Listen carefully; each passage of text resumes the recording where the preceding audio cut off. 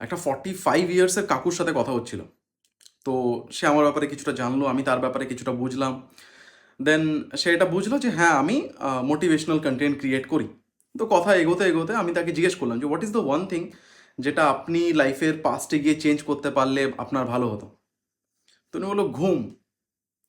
I was shocked যে ব্যাপারটা কি, মানে কত ঘন্টা ঘুমাতো উনি? তো উনি বললো মোটামুটি আমি 8 ঘন্টা 10 ঘন্টা এরকম আমার টোয়েন্টিজে ঘুমিয়েছি। আমি জানি না যে সাইন্টিফিক্যালি কত ঘন্টা ঘুমানো উচিত, I am not sure about it. But আমার মনে হয় যে 24 ঘন্টা যদি প্রপার ইউটিলাইজ করতে চাও, 8 ঘন্টা ঘুমালে তো চলবে না। 8 ঘন্টা মানে 1/3, 33% of your life is wasted. 33% time লাগে নিজের বডিকে আবার রিজেনারেট করতে, রিফিল্টার্ড করতে। I don't think so.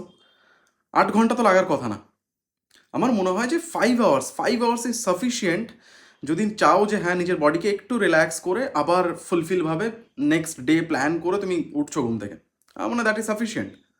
Anyways, যারা 20 to 30-র মধ্যে রয়েছো আমার মতন, যারা 20 to 30-র মধ্যে রয়েছো তাদের কাছে সব থেকে বড় যদি কোনো কিছু থেকে থাকে না, দ্যাট ইজ টাইম, সময়। ওই 45-এ গিয়ে অন্য কাউকে যেন এটা না বলতে হয় যে আমার কাছে ওই টাইমে যদি আমি টাইমটাকে ইউটিলাইজ করে নিতাম প্রপারলি, তাহলে লাইফ হয়তো আজকে এরকম থাকতো না, আরও বেটার কিছু হতো। টাইম আছে না, তো we can figure this out. Trust me, যদি 5 ঘন্টা নিজের ব্রেনকে বলে দাও না যে 5 ঘন্টা তোকে ঘুমাতে হবে, ইনস্ট্রাক্ট করে দাও, আর যদি সেটাকে হ্যাবিটে কনভার্ট করতে পারো, 3 মান্থস ইজ সাফিসিয়েন্ট। 3 মাস পর থেকে না তোমার ব্রেন তোমার কাছ থেকে চাইবেই না যে ঘুমাতে হবে। 5 ঘন্টা ঘুমানোর পরে আপনি আপ নিজে থেকে উঠে যাবে। তো please get up and start your work.